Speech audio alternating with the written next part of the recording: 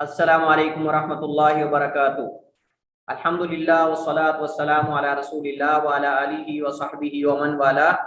अम्मा बाद, हमने गुज़श्ता लेक्चर में जो किताब व सुन्नत के अल्फाज की कैफियत और दलालात हैं उसका हमने आगाज़ किया था, और उसमें हमने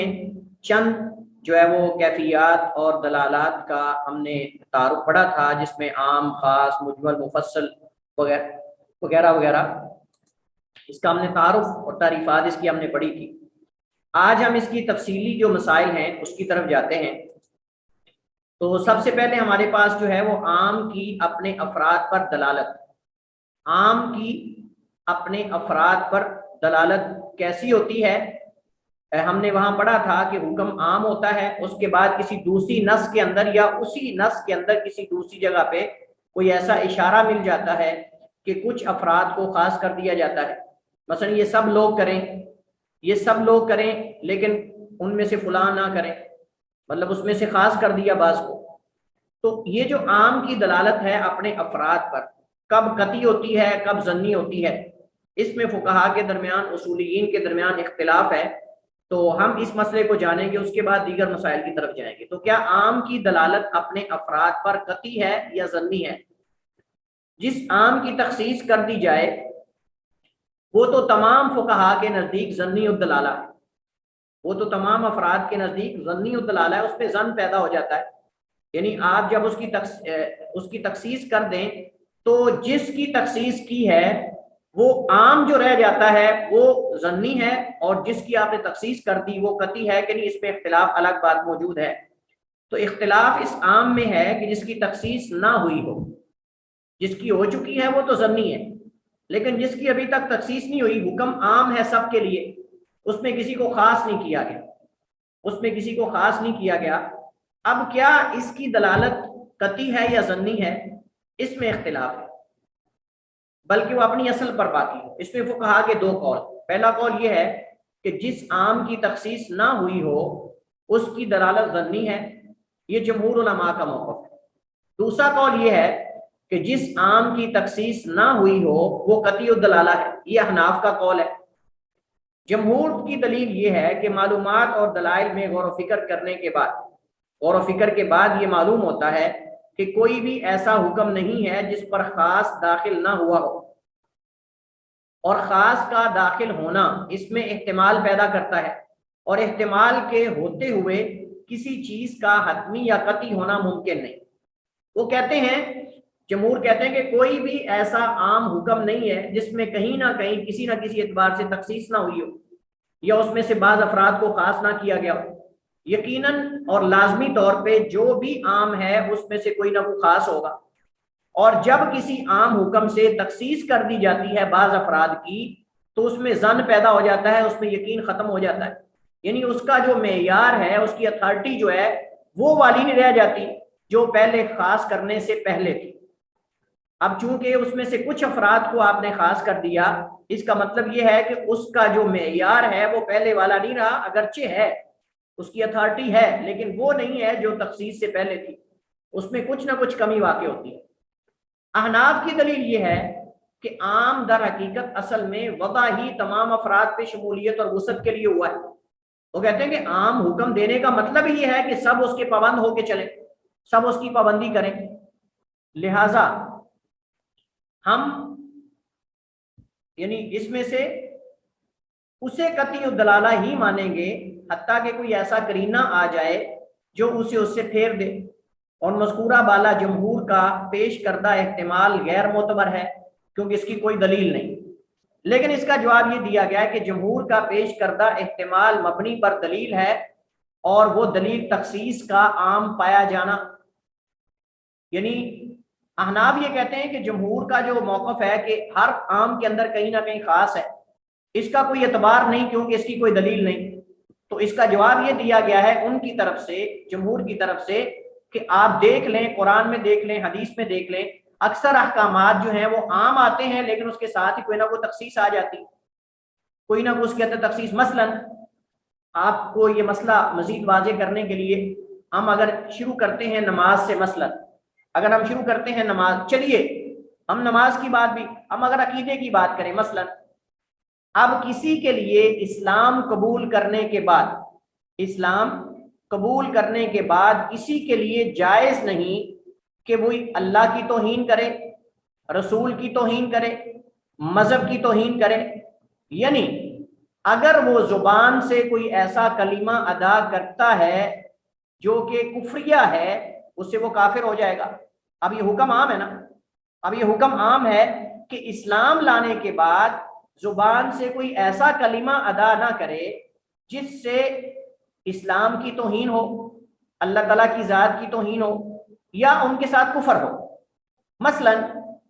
کوئی بندہ جو ہے اللہ تعالیٰ کو گالی دے، وَالْعِيَاذُ بِاللَّهِ، رسول کو برا بلا کہے، رسول کو گالی دے. اب آپ جانتے ہیں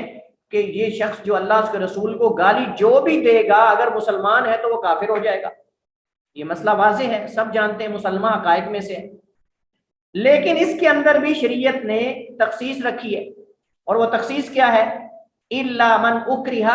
وَقَلْبُهُ مُطْمَئِنٌ بِالْإِيمَانِ، مگر جسے مجبور کر دیا جائے اور اس کی جان جانے کا خطرہ ہو، وہ جان بچانے کے لیے کلمہ کفر کہہ سکتا ہے. اب یہاں تخصیص آ گئی نا، إِلَّا مَنْ أُكْرِهَ. پہلے حکم عام ہے، قرآن کریم، یعنی یہ حکم جو اس سے پہلے والا ہے وہ میں آپ کے سامنے ذکر کرتا ہوں، مجھے اس وقت اس کا استحضار نہیں، تاکہ مسئلہ عام سے تخصیص واضح ہو جائے. اللہ تعالیٰ فرماتا ہے، یہ سورہ نحل کی آیت نمبر 106 ہے. اللہ تعالیٰ فرماتا ہے من کفر باللہ من بعد ایمانی الا من اکرہ وقلبہ مطمئن بالایمان. من کفر باللہ، جس نے اللہ کے ساتھ کفر کیا، من بعد ایمانی ہی، ایمان لانے کے بعد جس نے کفر کیا، تو اس پر اللہ کا غضب ہے اور ان لوگوں کے لیے دردناک عذاب ہے. لیکن اس کے بعد عام حکم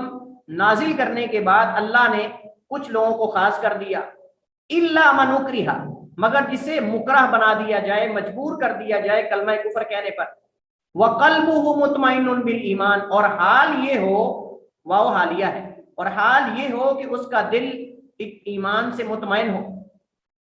تو اس بندے کے کلمہ کفر کہنے سے اس کا ایمان ضائع نہیں ہوگا.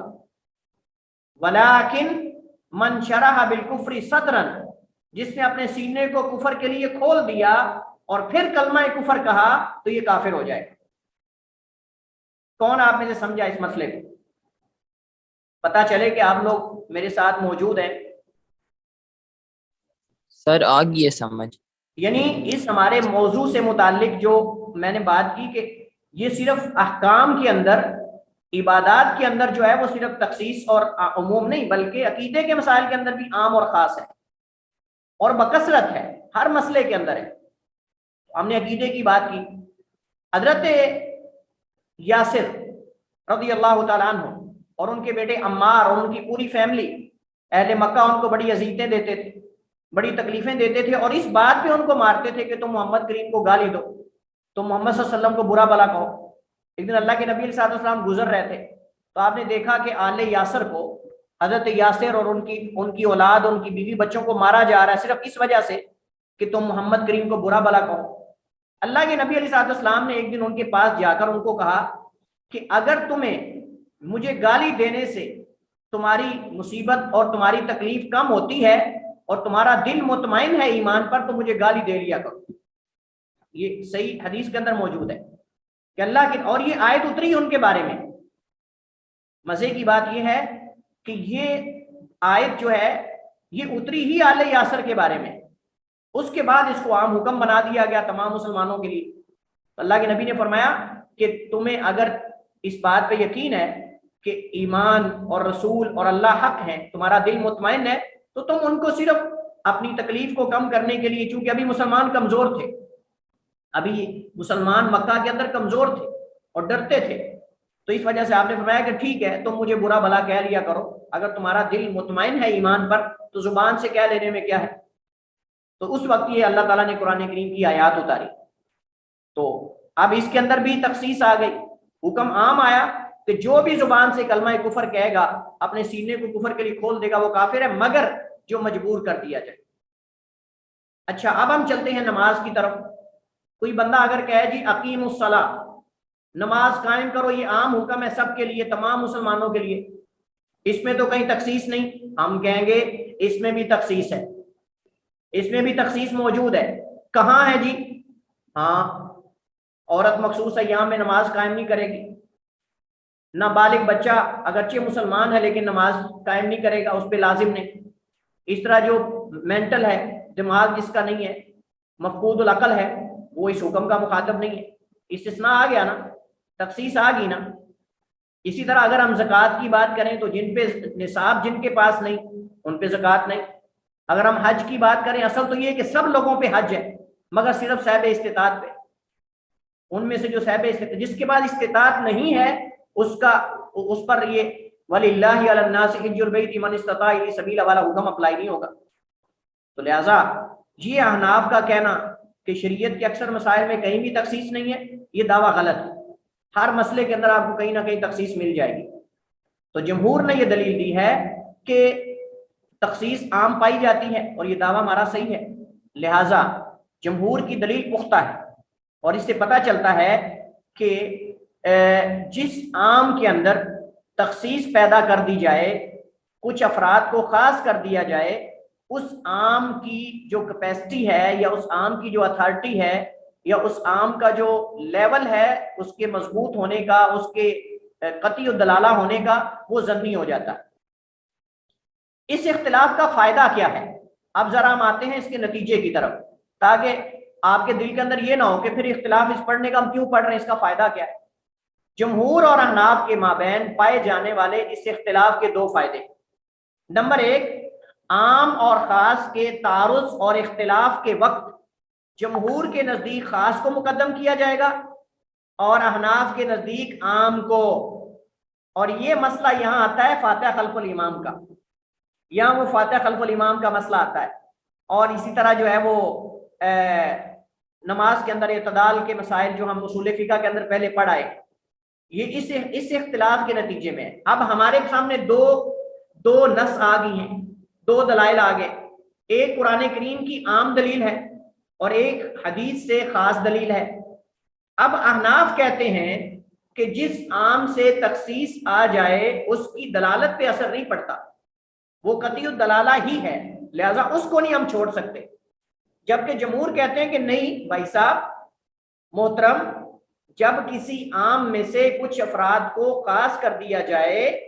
तो अब उस आम की कैपेसिटी कम हो गई है, खास की ज्यादा हो गई है। लिहाजा अगर आपके पास दो दलाइल हैं, एक आम है एक खास है, तारुज़ के वक्त, टकराव के वक्त खास को आगे करेंगे, आम को पीछे करेंगे और खास पे अमल करेंगे। लेकिन वो लोग करेंगे खास पे अमल जिनसे मुताल्लिक वो खास हुक्म होगा। अब मुझे बताइए इस इख्तिलाफ पढ़ने का फायदा है कि नहीं? हाँ भाई, इस इख्तिलाफ को पढ़ने का कि आम और खास की दलालत किसकी कती है किसकी ज़न्नी है, इसका फायदा है कि नहीं? फायदा ये है कि जब दो दलाइल का आपस में टकराव होगा, दो दलीलें एक दूसरे के साथ बज़ाहिर टकरा रही हैं, अब हम किस पे अमल करेंगे? इसी इख्तिलाफ के नतीजे में हम अमल करेंगे। जब हमने कहा कि जमहूर का मौक़िफ़ राजिह है कि जो आम जिसकी तखसीस कर दी जाए वो आम के अंदर जो है वो ज़न्नी हो जाती है दलालत और खास की कती हो जाती है, लिहाजा खास पे अमल करेंगे और आम पे अमल नहीं करेंगे उन हालात में जिन हालात में खास पे अमल हो रहा हो। तो ये इस इख्तिलाफ का पहला फायदा है। लिहाजा आम और खास के तारुज़ और इख्तिलाफ के वक्त जमहूर के नज़दीक खास को मुकद्दम किया जाएगा क्योंकि इसकी दलालत कती है, जबकि आम की दलालत ज़न्नी हो चुकी है। और अहनाफ के नज़दीक चूंकि दोनों की दलालत कती है, लिहाजा तारीख को देखा जाएगा, दोनों में से जो मुअख्खर होगा वो नासिख है और जो मुकद्दम है वो मनसूख है। ये एक कायदा है, लेकिन इस पे अमल नहीं करते, इस पे अमल नहीं करते, बल्कि यहाँ वो देखते हैं कि सबूत के एतबार से उनमें से कती कौन सा है, ज़न्नी कौन सा है। यहाँ वो सबूत को बीच में दाखिल कर देते हैं। इस कायदे में पक्के नहीं रहते वो। अगर इस कायदे में पक्के रहे तो फिर तो कई मसाइल उनके खिलाफ हो। मसला अगर हम रफ़ुल यदैन का मसला ले लें, अब रफ़ुल यदैन के अंदर वो कहते हैं कि कुरान करीम में अल्लाह ताला ने कहा नमाज कायम करो और उसके अंदर खुशू खुजू इख्तियार करो, रफ़ुल यदैन करना खुशू के खिलाफ है, फलां है। अब इसके अंदर अगर इस कायदे को लेंगे, नास्को मनसूख को, बाद वाले हुक्म को पहले, तो इसका मतलब ये है कि जो तखसीस आ गई है रफ़ुल यदैन करने की, अल्लाह के नबी सल्लल्लाहु अलैहि वसल्लम से आखिरी उम्र तक आपने किया और आप कहते हो कि पहले था बाद में मनसूख हो गया। तो यहाँ भी तो हुक्म, हदीस का हुक्म मौजूद है اسی طرح اگر ہم بات کرتے ہیں نبی علیہ السلام کے بہت سارے احکام کی جو آپ نے بعد میں حکم دیے اور یہ پہلے کو لیتے، تو اس سے نتیجہ یہ ہمارے سامنے آتا ہے کہ یہ جو انہوں نے قاعدہ بنایا ہے کہ پھر ہم جو ہے وہ تاریخ کو دیکھیں گے، اگر دلالت میں برابر ہو تو تاریخ کو دیکھیں گے، اس پر بھی عمل نہیں کرتے۔ اچھا، دوسرا جو فائدہ ہے وہ یہ ہے کہ کیا کسی ضمنی دلیل سے عام کی تخصیص ہو سکتی ہے، جیسا کہ قیاس، خبر واحد وغیرہ؟ یہاں ایک مسئلہ یہ بھی آ جاتا ہے۔ تو جمہور کے نزدیک عام کی ضمنی دلیل سے تخصیص ممکن ہے، جبکہ احناف اس کے قائل نہیں ہیں۔ احناف کہتے ہیں کہ نہیں، کسی قطعی دلیل سے ثابت شدہ عام حکم کو کسی ضمنی دلیل سے ثابت شدہ خاص حکم سے خاص نہیں کیا جا سکتا۔ بات سمجھ گئے آپ؟ یعنی اللہ تعالیٰ نے قرآن کریم میں کوئی عام حکم جاری کر دیا جو قرآن میں ہے، اب اس کو خاص کرنے کے لیے ضروری ہے کہ کوئی قطعی دلیل ہو۔ وہ قطعی دلیل ان کے ہاں دو ہیں، بلکہ تین سمجھ لیا۔ ایک تو متواتر قرآن یا متواتر حدیث سے، یا پھر مشہور حدیث سے۔ اور مشہور حدیث ہم پڑھ کے آئے ہیں کہ ان کے نزدیک وہ نہیں جو محدثین کے ہاں مشہور ہے، بلکہ ان کے نزدیک مشہور حدیث وہ ہوتی ہے جس سے ان کے علماء نے استدلال کیا ہو۔ حالانکہ یہ کوئی قاعدہ کلیہ نہیں ہے کہ جس سے ان کے علماء نے استدلال کیا ہو وہ مشہور حدیث ہو جاتی ہے، اگرچہ وہ ضعیف ہو، من گڑت قسم کی ہو، اس کو وہ مشہور بنا دیتے ہیں۔ یعنی ایک طرف تو ان کا اصول یہ ہے کہ قرآن کی کسی آیت میں بیان کردہ عام حکم کو حدیث میں کسی بیان کردہ خاص حکم سے خاص نہیں کر سکتے، اور دوسری طرف وہی بذات خود احناف کرام قرآن کے عام کو اس مشہور حدیث سے بھی خاص کر لیتے ہیں جو ان کے ائمہ کے ہاں استدلال کے لائق ہو، اگرچہ وہ من گڑت اور ضعیف کیوں نہ ہو۔ ایک طرف صحیح حدیث کو رد کر دیتے ہیں اور دوسری طرف جو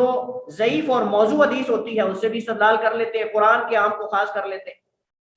تو قاعدہ ایک ہونا چاہیے، اصول ایک ہونا چاہیے، اس پہ پکے رہنا چاہیے۔ یہ نہیں کہ جہاں دیکھا امام صاحب کا فتویٰ اس قاعدے کے خلاف ہے، قاعدے کو بدل دیا،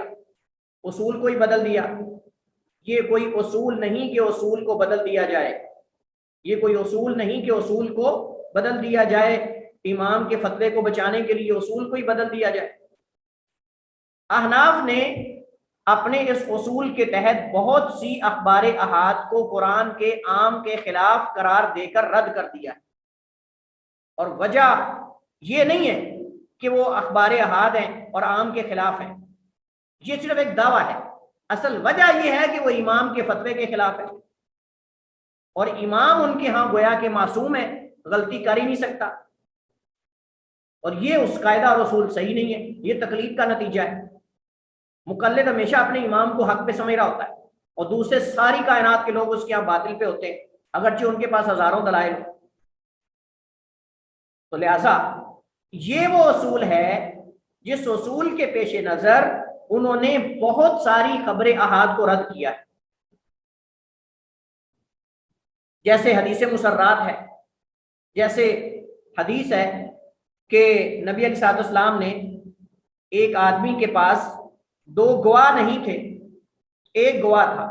تو آپ نے فرمایا ایک قسم اٹھا لو اور ایک گواہ لے آؤ اور یہ چیز کے مالک بن جاؤ۔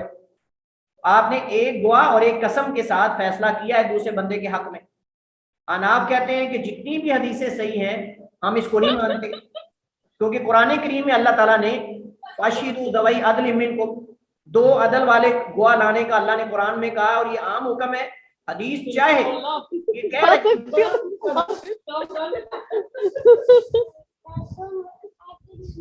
اپنا مائک میوٹ کریں نور ہرا، اپنی پرسنلی میٹنگز کو یہاں شیئر نہ کیا کریں، اپنی فیملیز اور اپنی پرسنلی میٹنگز کو یہاں شیئر نہ کیا کریں، اور دیکھا کریں بعض کیمرہ آن کر بیٹھتے ہیں، بعض مائک جو ہے ون میوٹ کر بیٹھتے ہیں اور پھر اپنی میٹنگز وغیرہ یہاں شیئر کرتے ہیں، یہ صحیح نہیں ہے۔ تو فاشہدوا ذوی عدل منکم، اللہ تعالیٰ فرماتا ہے کہ جب تم کوئی معاملہ کرو یا کوئی مسئلہ ہو تو دو عدل والے گواہ لے کر آؤ، دو عدل و انصاف والے۔ اب وہ کہتے ہیں قرآن کا عام حکم ہے اور حدیث خاص ہے، وہ خبر واحد ہے، اللہ کے نبی نے ایک گواہ اور ایک قسم سے بھی فیصلہ کیا ہے، جبکہ قرآن میں دو گواہ لے کر آؤ۔ اب احناف کہتے ہیں کہ ہم اس آیت کی وجہ سے اس حدیث کو رد کر دیں گے، حالانکہ اتنی زیادہ احادیث ہیں اور اتنے سارے صحابہ کرام سے ہیں کہ وہ تواتر کے درجے تک بھی پہنچ جاتی ہیں، لیکن احناف نے اس قاعدے کے تحت اس حدیث کو رد کر دیا جس میں اللہ کے نبی نے ایک گواہ اور ایک قسم کے ساتھ فیصلہ کیا ہے، یعنی جس کے بعد دو گواہ نہیں تھے، آپ نے کہا ایک قسم اٹھا لو اور ایک گواہ لے آؤ، آپ نے فیصلہ کر دیا، لیکن احناف نے اس کو رد کر دیا۔ اور اسی طرح وہ بے شمار متعدد احادیث جو فاتحہ کے پڑھنے کے بارے میں ہیں، لا صلاۃ لمن لم یقرأ بفاتحۃ الکتاب والی احادیث بکثرت ہے، متعدد صحابہ کرام سے، ان ساری احادیث کو خبر واحد کر کے رد کر دیا، اس وجہ سے کیونکہ قرآن کریم کے عموم کے خلاف ہیں، اور قرآن کریم کا عام حکم یہ ہے کہ فَاقْرَؤْا مَا تَيَسَّرَ مِنَ الْقُرْآنِ، قرآن میں سے جو میسر ہو پڑھ لو، فاتحہ لازم نہیں، لہذا آپ کیوں خاص کو مسلط کر رہے ہو؟ یہ ان کا دعویٰ ہے۔ خبر واحد ہے، اور خبر واحد کو ہم قرآن کے عموم کے خلاف نہیں تسلیم کرتے، چونکہ عام کی دلالت قطعی ہے اور خاص کی دلالت ظنی ہے، خصوصاً جب خبر واحد ہو۔ یہ ہے وہ اصول جس کے تحت انہوں نے بہت ساری اخبار احاد کو رد کیا، اور اس سے ہمیں یہ فائدہ ہوا کہ ہم جب جمہور کے قول کو راجح قرار دے چکے ہیں تو ہمارے نزدیک اگر دو دلائل آتے ہیں، ایک جو ہے وہ عام ہے، ایک خاص ہے، تو ہم اس عام پر خاص کو مقدم کریں گے، چونکہ خاص ہونے سے عام کی دلالت جو ہے وہ کم پڑ گئی ہے اور خاص کی دلالت مضبوط ہو گئی ہے، کیونکہ خاص کرنے کا مقصد یہ ہے کہ اس کو زیادہ اہمیت ملنی چاہیے، اس کو زیادہ اہمیت، اور اگر آپ نے خاص کرنے کے باوجود، نبی کائنات کے خاص کرنے کے باوجود آپ نے اس کو اہمیت نہ دی تو پھر آپ نے کیا کیا؟ ہاں جی، کچھ پلے پڑ رہا ہے؟ جی سر۔ لیکن احناف نے خود ہی اپنے اس اصول کی خلاف ورزی کی اور کئی ایک احکام میں قرآن کریم کے عام کی خبر واحد سے تخصیص کی ہے، اگرچہ اس خبر واحد کی سند مرسل یا منقطع ہی کیوں نہ ہو۔ اچھا، اب سوال آپ سے ہے، کون آپ میں سے بتائے گا اصول فقہ کی کتاب میں سے جو ہم نے پڑھا تھا، چند مثالیں ہم نے پڑھی تھی کہ احناف نے خود اپنے اس قاعدے کو توڑا، اور اس کے اندر مصنف نے، صاحب کتاب نے کئی مثالیں دی تھی، کون آپ میں سے بتائے گا کوئی ایک مثال؟ پتہ چلے آپ پیچھے یاد بھی رکھتے ہو کہ بس ہے کوئی حل کیا اور ختم۔ شیخ صاحب وہ ایک مثال پڑی تھی کہ وہ کہتے ہیں کہ حق میں 10 درہم سے کم نہ ہو، بالکل، گڈ، اس کے متعلق ایک مثال تھی۔ احسنتی، احسنتی یا ام کلثوم، احسنتی، بالکل آپ نے صحیح جواب دیا ہے۔ اب بات دیکھیں کہ اللہ تعالیٰ قرآن کریم میں فرماتا ہے کہ تم اپنی خوشی سے ان کو ان کا حق مہر دو، اور صداق کا بھی ذکر ہے، نہلا کا بھی ذکر ہے، اور کہیں کنتار پورے خزانے کا بھی ذکر ہے۔ اب قرآن کریم کے اندر عمومی دلائل تو یہ ہیں کہ حق مہر جو ہے متعین نہیں، حق مہر جو ہے وہ متعین نہیں ہے،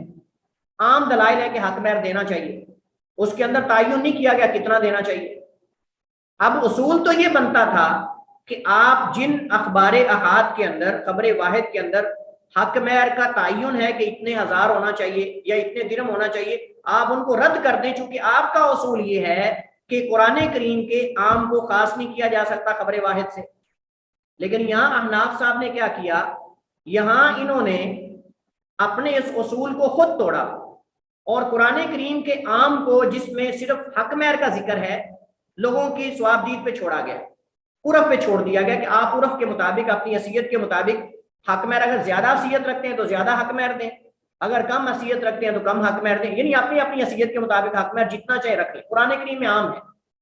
انہوں نے اس خبر واحد سے جو کہ ضعیف ہے، ضعیف حدیث جس میں 10 درہم کا ذکر ہے،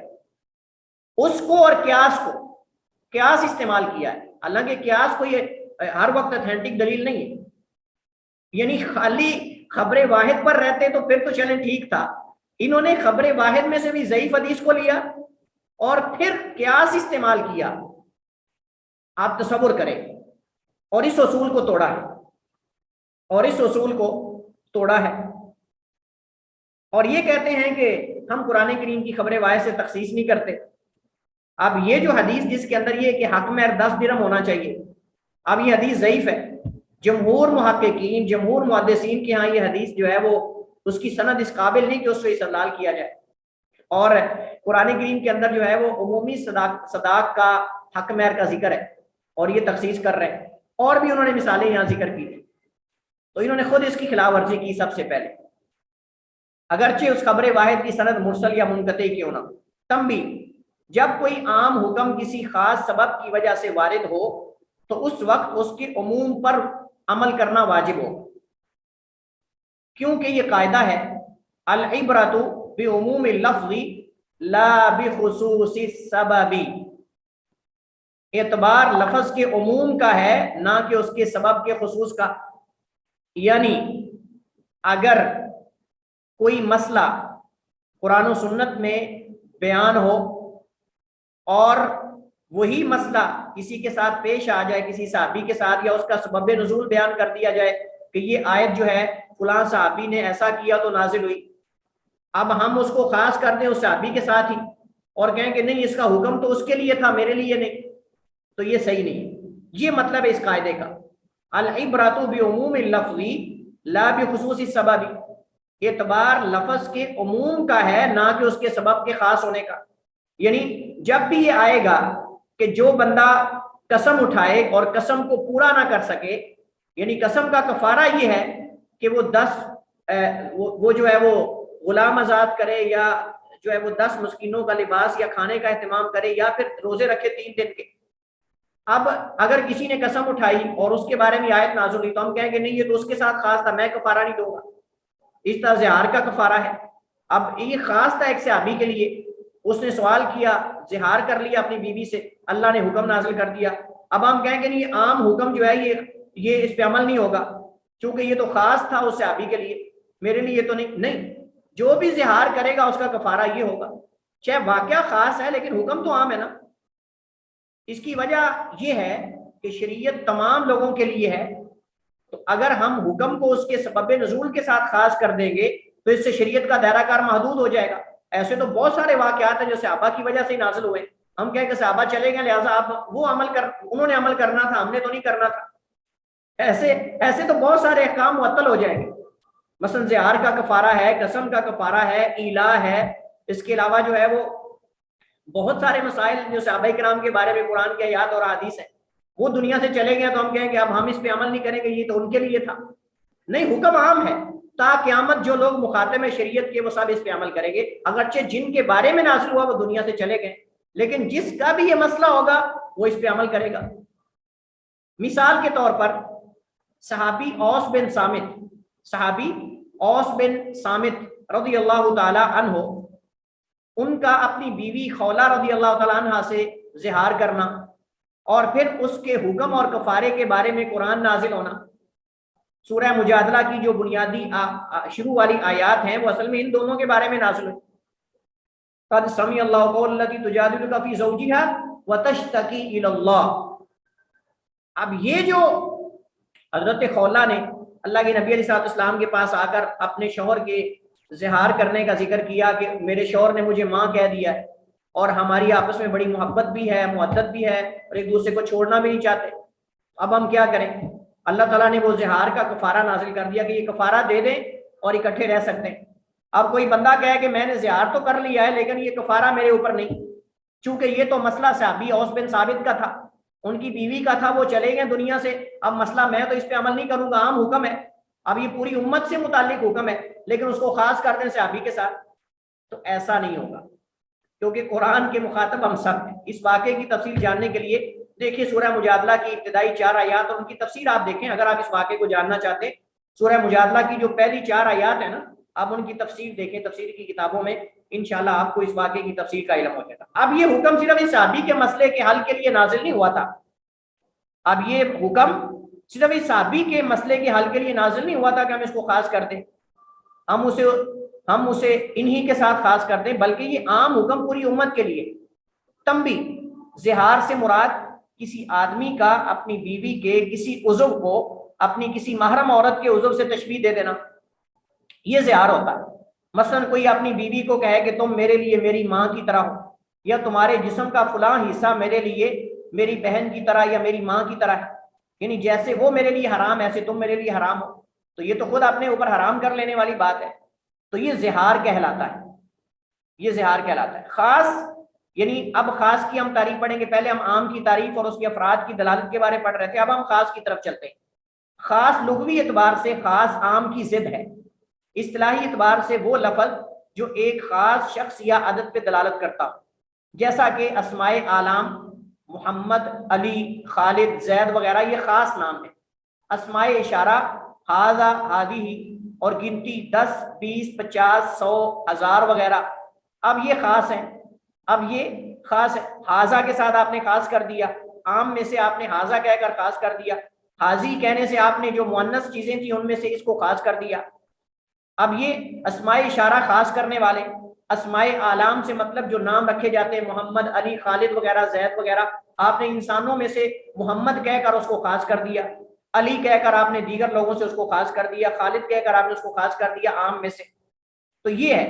عام کی تخصیص سے مراد کیا ہے، اس عام کے بعض افراد کو عام کے حکم سے خارج یا مستثنا کر دینا۔ جیسے میں کہتا ہوں اکرم الطلبۃ الا زیدا، اکرم الطلبۃ الا زیدا، تمام طلبہ کی تکریم کرو سوائے زید کے۔ اب یہ تخصیص کی مثال ہے کیونکہ اس میں زید کو عام حکم سے خارج کر دیا گیا، اور وہ حکم طلبہ کی تکریم کا تھا کہ تمام طلبہ کی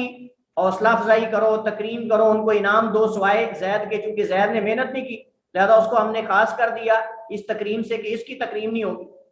فائدہ، مخصص صاد کے کسرہ کے ساتھ اس سے مراد تخصیص یا خاص کرنے والا ہے، اس سے مراد جو تخصیص کر رہا ہے یا خاص کر رہا ہے اس کو کہتے ہیں مخصص، اور وہ صرف اللہ تعالیٰ ہے، وہ صرف اللہ تعالیٰ ہے۔ اور بسا اوقات اس دلیل کو بھی مخصص کہا جاتا ہے جس سے عام حکم کی تخصیص ہوتی ہے۔ مخصصات سے مراد وہ دلائل ہیں جن سے عام کی تخصیص ہوتی ہے، مخصصات سے مراد وہ دلائل ہیں جن سے عام کی تخصیص ہوتی ہے۔ جن دلائل مخصصات سے عام کی تخصیص ہوتی وہ دو طرح کے، متصلہ اور منفصلہ۔ متصل کا مطلب یا تو اس عام حکم کے متصل بعد آئیں گے، منفصل کا مطلب یہ کہ عام حکم کے بعد کسی دوسری دلیل میں آئیں گے، دوسری جگہ پہ۔ یعنی متصل سے مراد عام سے ملے ہوئے، اگر انہیں عام سے جدا کیا جائے تو ان کا معنی مفید نہ رہے، اور منفصلہ کا مطلب یہ عام سے جدا، جو عام کے ساتھ ذکر کیے بغیر بذات خود مفید معنی دیتے ہو۔ اب ہم ان کی تفصیل میں جاتے ہیں۔ مخصصات یعنی دلائل متصلہ، یہ تین طرح کے ہیں۔ نمبر ایک، استثناء، عام کے بعض افراد کو الا حرف استثناء یا اس کے اخوات میں سے کوئی لا کر اس کو خارج کر دیا جائے، یا تو حرف استثناء لا کر عام میں سے بعض افراد کو خارج کر دیا جاتا ہے، جیسے حرف استثناء الا ہے، اس کے علاوہ اور بھی کئی حرف استثناء استعمال ہوتے ہیں۔ جیسے اللہ تعالیٰ قرآن کریم میں فرماتا ہے والعصر ان الانسان لفی خسر الا الذین آمنوا وعملوا الصالحات وتواصوا بالحق وتواصوا بالصبر۔ اب یہاں الا لا کر خسارہ پانے والوں میں سے اہل ایمان کو خاص کر دیا، یعنی عام حکم یہ ہے کہ سارے انسان ہی خسارے میں ہیں، سارے انسان ہی گھاٹے میں ہیں، الا الذین آمنوا، مگر اہل ایمان اور نیک عمل کرنے والے خسارے میں نہیں، چونکہ ان کو ایمان کا، نیک عمل کا بدلہ ملے گا، جزا ملے گی، ثواب ملے گا، نعمتیں ملیں گی، لہذا یہ خسارے میں نہیں ہے۔ خسارے میں تو وہ انسان ہے نا کہ جس کو اس کے عمل کا بدلہ ہی نہیں ملتا، چونکہ وہ اہل ایمان میں سے نہیں۔ جب وہ اہل ایمان میں سے نہیں ہے تو اس کا عمل برباد ہے، رائیگاں ہے۔ لیکن الا الذین آمنوا وعملوا الصالحات، ایمان والے اور اہل عمل صالح کرنے والوں کی زندگی بڑی نفع بخش ہے، وہ خسارے میں نہیں ہے، نہ دنیا میں نہ آخرت میں۔ ان کے علاوہ باقی سارے جو کافر ہیں وہ تو حیوانوں کی طرح ہیں۔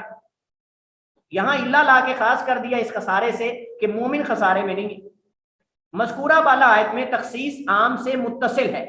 یہ متصل کی مثال ہے، یعنی اسی دلیل کے اندر ہی الا لا کر خاص کر دیا گیا۔ کبھی خاص کی دلیل اور باہر ہوتی ہے دوسری جگہ پر، کبھی اندر ہی ہوتی ہے، تو یہاں اسی جگہ پر ہی خاص بھی کر دیا گیا ہے۔ اچھا، نمبر دو، صفت،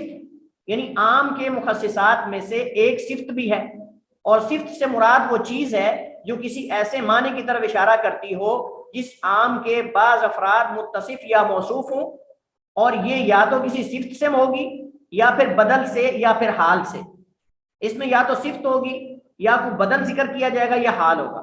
صفت سے کسی حکم کی تخصیص کرنے کی مثال اللہ تعالیٰ قرآن کریم میں فرماتا ہے وَمَن لَّمْ يَسْتَطِعْ مِنكُمْ طَوْلًا أَن يَنكِحَ الْمُحْصَنَاتِ الْمُؤْمِنَاتِ فَمِمَّا مَلَكَتْ أَيْمَانُكُم مِّن فَتَيَاتِكُمُ الْمُؤْمِنَاتِ. اور تم میں سے جو مالی لحاظ سے طاقت نہ رکھے کہ آزاد مومن عورتوں سے نکاح کرے تو ان میں سے جن کے مالک تمہارے دائیں ہاتھ ہوں تمہاری مومن لونڈیوں سے نکاح کر لے. فَمِن فَتَيَاتِكُم عام ہے, من فتياتكم عام ہے جو کہ مومنہ اور غیر مومنہ دونوں کو شامل ہے. یعنی تم اپنی جو نوجوان ہیں ان میں سے ان سے نکاح کرو. لیکن یہ عام کے بعد جو ہے مومنات جو ہے اس کو خاص کر دیا گیا. تو ثابت ہوا کہ غیر مومنہ سے نکاح نہیں کر سکتے, غیر مومنہ سے نکاح نہیں کر سکتے.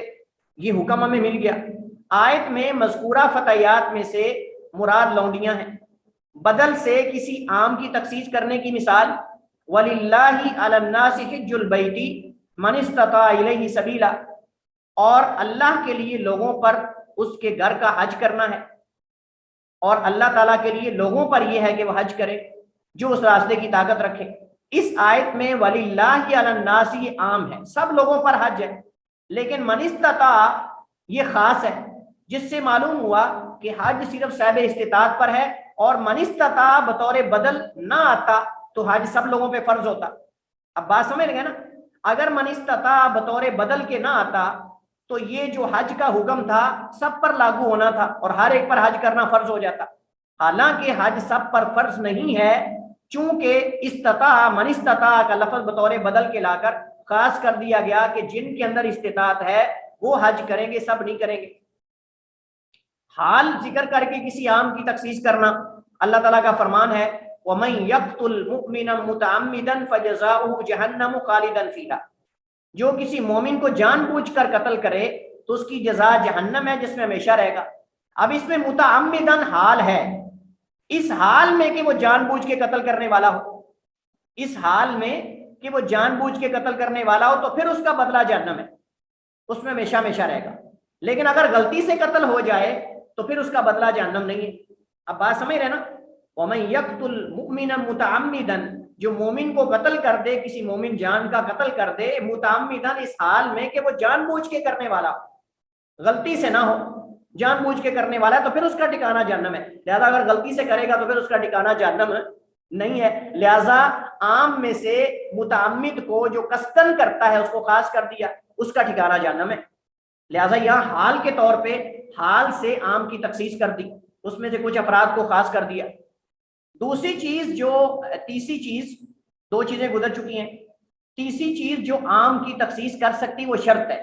کوئی شرط ذکر کر کے عام میں سے کچھ افراد کو خاص کر دیا جائے, یعنی عام کو بسا اوقات کی شرط سے بھی خاص کیا جاتا ہے. وہ شرط عام سے مقدم ہو یا مؤخر ہو, یا مقدم ہو یا مؤخر ہو. شرط مقدم کی مثال اللہ تعالیٰ قرآن کریم میں فرماتا ہے فَإِن تَابُوا وَأَقَامُوا الصَّلَاةَ وَآتَوُا الزَّكَاةَ فَخَلُّوا سَبِيلَهُمْ, پھر اگر وہ توبہ کر لیں اور نماز قائم کریں اور زکوٰۃ ادا کریں تو ان کا راستہ چھوڑ دو کافروں کا. تو اس میں فَخَلُّوا سَبِيلَهُمْ عام حکم ہے کہ ان کی راہ خالی چھوڑ دو,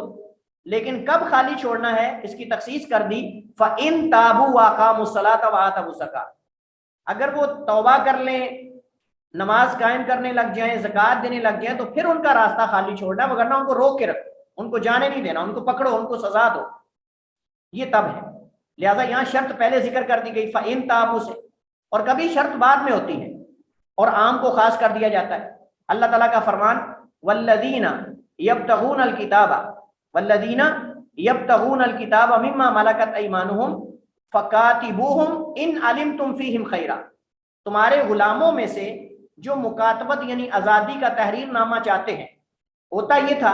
کہ غلام اپنے آقا سے کہتے آپ میرے ساتھ معاہدہ کر لو, لکھت پڑھ کر لو کہ میں 10 قسطوں میں آپ کو اتنی قیمت مزدوری کر کے دے دوں گا اور میں آزاد ہو جاؤں. تو اگر اس کے اندر خیر کا پہلو تم دیکھتے ہو کہ یہ بندہ آزاد ہو کے دین کی خدمت کرے گا, اسلام کی خدمت کرے گا اور اچھے کام کرے گا, تو پھر آپ اس سے مکاتبت کر لو اور اسے لکھت پڑھ کر لو کہ تم اتنے پیسے دے دو اور آزاد ہو جاؤ. لیکن اگر اس میں خیر کا پہلو نظر نہیں آتا تو پھر نہ کرو. مطلب یہ والذین یبتغون الکتاب, جو کتاب مکاتبت چاہتے ہیں تمہارے غلام آزادی کی, جو تمہارے یعنی غلام مما ملکت ایمانکم تمہارے غلام، فقاتبوہم تم سے مکاتبت کر لو، ان علمتم فیہم خیرا اگر تم ان میں خیر دیکھتے تو مکاتبت کر لینی چاہیے، یہ عام حکم ہے لیکن اس کو خاص کر دیا اگر خیر دیکھتے ہو تو، اگر خیر ہے والذین عام حکم ہے جس کی تخصیص بعد میں ان علمتم فیہم خیرا اس کے ساتھ شرط کے ساتھ خاص کر دی کہ اگر بلائی کا پہلو ہے تو مکاتبت کر لو، آزاد کر دو، اور اگر نہیں ہے تو پھر نہ کرو۔ مخصصات دلائل منفصلہ جو منفصل ہوتے ہیں ان میں جن کے ساتھ عام حکم ذکر کرنے کی ضرورت نہ ہو، عام حکم ذکر کرنے کی ضرورت نہیں بلکہ وہ خاص بذات خود ہی فائدہ دے رہا۔ یہ تین چیزیں ہیں، نمبر ایک حس، یعنی محسوس کرنے سے پتہ چل رہا ہو، کوئی لفظ عام آئے اور حس سے پتہ چل رہا ہو کہ یہ عمومی نہیں بلکہ خاص ہے۔ مثلا اللہ تعالیٰ قرآن کریم میں فرماتا ہے تدمر کل شیء بامر ربھا، تدمر جب ان پر اللہ کا عذاب آیا، آندھی طوفان آیا تو اس نے ہر چیز کو تباہ کر کے رکھ دیا، لیکن عقل یہ بات بتا رہی تھی، مشاہدے سے پتہ چل رہا تھا کہ کچھ چیزیں باقی تھیں، لیکن مبالغہ کیا گیا کہ ہر چیز تباہ ہو گئی۔ آندھی نے جو ہر چیز کو رب کے حکم سے برباد کر دیا، اس میں کل شیء سے معلوم ہوتا ہے کہ آندھی نے ہر چیز تباہ کر دی، جبکہ لوگوں نے خود دیکھا کہ کچھ گھروں کے نشانات باقی تھے اور بعد میں بھی لوگ دیکھتے تھے، لیکن حس نے اس عام کی تخصیص کر دی، آسمان و زمین باقی تھے، آسمان و زمین ان کے گھر تباہ نہیں ہوئے تھے، گھر کے آثار باقی تھے، لیکن ان کو ان کے مال و متاع کو تباہ کر دیا۔ تو یہاں تدمر کل شیء بامر ربھا، اس میں حس سے پتہ چل رہا ہے، محسوس کرنے سے، مشاہدے سے پتہ چلا کہ ہر چیز تباہ نہیں ہوئی، آسمان ابھی بھی باقی ہے، زمین ابھی بھی باقی ہے، ہر چیز تو تباہ نہیں ہوئی۔ کبھی عقل سے بھی خاص ہو جاتا ہے، کسی عام حکم کو خاص کر دیا جاتا ہے، یعنی کوئی عام لفظ آئے لیکن عقل سے معلوم ہو کہ عام نہیں بلکہ خاص ہے۔ مثلا اللہ تعالیٰ قرآن کریم میں فرماتا ہے اللہ خالق کل شیء، اللہ ہر چیز کا خالق ہے۔ اب یہ حکم عام ہے لیکن عقل نے یہ ثابت کیا کہ ہر چیز مخلوق ہے سوائے اللہ تعالیٰ کے۔ اب اللہ خالق کل شیء کے اندر عقل یہ بتاتی ہے کہ اللہ مخلوق نہیں بلکہ اللہ تو خالق ہے، یعنی اللہ کے علاوہ ہر چیز مخلوق ہے لیکن اللہ مخلوق نہیں ہے۔ عقل یہ بتا رہی ہے کہ اس عام حکم سے اللہ مستثنا ہے، اللہ خاص ہے، اللہ مخلوق نہیں باقی ہر چیز مخلوق ہے۔ بات سمجھ رہے نا آپ؟ اب یہ حکم عام ہے لیکن عقل نے یہ ثابت کیا کہ ہر چیز مخلوق ہے سوائے اللہ کی ذات، کیونکہ اگر وہ بھی مخلوق ہوتا تو ضروری ہوتا کہ اس کا بھی کوئی خالق ہو، پھر اس کا بھی کوئی خالق ہو، پھر اس کا بھی خالق ہو، یہ سلسلہ ختم ہی نہیں ہونے والا، پھر خالق اور مخلوق کی پہچان ہی ختم ہو جائے گی۔ لیکن علامہ ابن عثیمین فرماتے ہیں میں اس مثال کو تسلیم نہیں کرتا، کیونکہ چیز کو آپ حس یا عقل کے ذریعے عام سے خاص کرنا چاہ رہے ہیں، وہ در حقیقت اس عام حکم میں داخل ہی نہیں۔ ابن عثیمین کہتے ہیں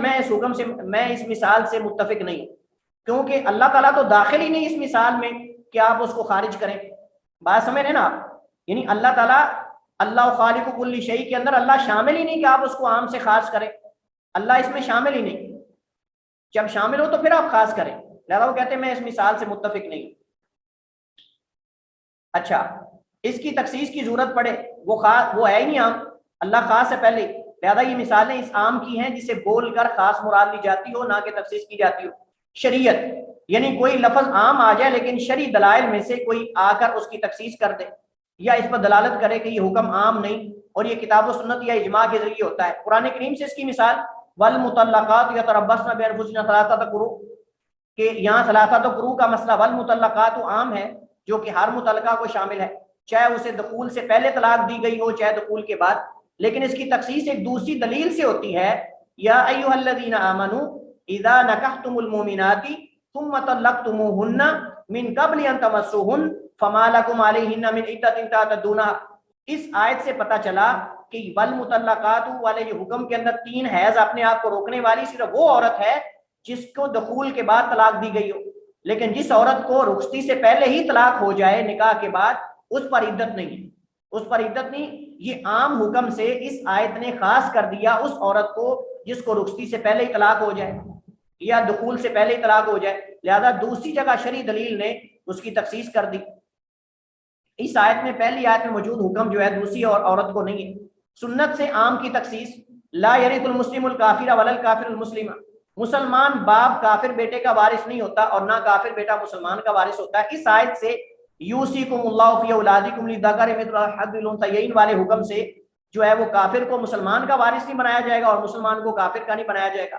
لہذا یہاں تخصیص کر دی گئی کہ وراثت کی تقسیم کرنے کا حکم اس وقت نہیں جب کوئی مسلمان کسی کافر کا یا کافر کسی مسلمان کا وارث بن رہا ہو، یہ مسلمانوں کے آپس میں یہ وراثت کا مسئلہ ہے، یہ مسلمان اور کافر کے درمیان نہیں ہے۔